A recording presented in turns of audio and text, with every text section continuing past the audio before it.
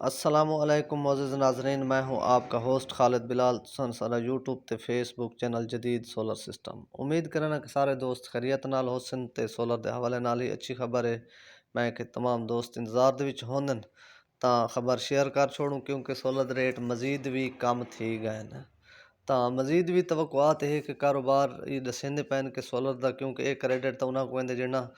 Solar panel دا boycott کیتے market کو چھوڑ دیتے بالکل ہی، کیونکہ سولر مارکیٹ دے وچ اس ٹائم کوئی خاص گاہک کوئی نہیں، بہت ہی کم سولر پینل اس ٹائم سیل تھی نہ پے، ڈیمانڈ بہت کم تھی گئی ہے۔ این وجہ دے کاروباری دسیندے پین کہ مزید بھی سولر دا ریٹ تے مزید بھی کم تھی ویسی،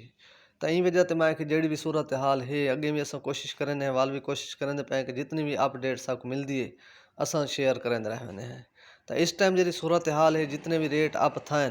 تا وہ بھی تھوڑا دسینے ہیں، تو فی الحال جڑی پوزیشن ہے تا شام تک بھی جڑی اپڈیٹ مل دی ہے، کل سویر تک مل دی ہے، والا بھی انشاءاللہ جلدی اپڈیٹ کرے سو ریٹ حوالے نال۔ تو اس ٹائم جڑی صورتحال ہے لونجی کمپنی مزید یعنی کہ ہائیمو 6 دا ریٹ سارے لئیے دے وچ مزید کم تھی گئے، کیونکہ اس ٹائم اوندا ہائیمو 6 دا جڑا ریٹ ہے پیا وہ ہے 69 روپے،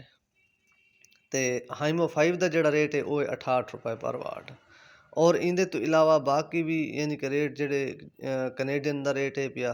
وہ بھی ایستا اوندا بھی ریٹ تھوڑا کم تھا ہے، تا اوندا اج دا جڑا ریٹ ہے پیا وہ ہے 63.5 روپے پر واٹ۔ اور اندے تو علاوہ تو کوئی بھی دساں چاہ کہ جن کو پی ٹائپ دا جڑا ریٹ ہے وہ بھی یعنی کہ مال مارکیٹ تا اوندا اس ٹائم سارے لئیے دے وچ گھٹ ہے ذرا، جڑا چلدا پے اوندا بھی 64 روپے پر واٹ چلدا پے۔ اور اے تو دساواں کہ مال جڑا تھوڑا شارٹ تھیندے تا اوندا ریٹ تھوڑا اپ تھی ویندے، باقی چیز ہکا جن کو کینیڈین لونجی ہائیمو 5 دا جڑا مال ہے پیا یا پی ٹائپ دا مال ہے انہاں دے وولٹ امپیئر سیم ہیں پہ کوئی خاص فرق نہیں، کوالٹی وائز بھی اچھے پینل ہیں، تا انہاں دا بس جیوں جڑا مال تھوڑا شارٹ تھیندے تا اوندا ریٹ اپ تھی ویندے، جڑا فری آوندے تا اوندا ڈاؤن تھی ویندے۔ تا این وجہ تے باقی بھی جتنے بھی مال ہن پے، چاہے جے تھی گیا کینیڈین تھی گیا وہ دوجا وہ تھی گیا این ٹائپ تھی گیا، سارے دے یعنی کہ تھوڑا ریٹ صرف ریٹ کم کوئی نہیں تھیا اس ٹائم جن کو این ٹائپ دا خاص ہوندے، کیونکہ وہ مال سارے لئیے دے وچ اس ٹائم ایک بندے دے کولو پائے تھیا، تا اون دے کولو اپڈیٹ جڑی کی دی سے انہاں سا کو 74 روپے پر واٹ دی دتی ہے، تبھی اگر کہیں ضرورت اس تو میرے کول مال پہ 74 روپے پر واٹ دے سا، تا او این وجہ تے ذرا مال شارٹ این وجہ تے اوندا ریٹ بھی زیادہ ہے۔ تو باقی بھی ایستا ریٹ جتنے بھی ہیں سارے مال دے یعنی کہ روپیہ 8 نے آج ریٹ میں سمجھ پہلے ٹائم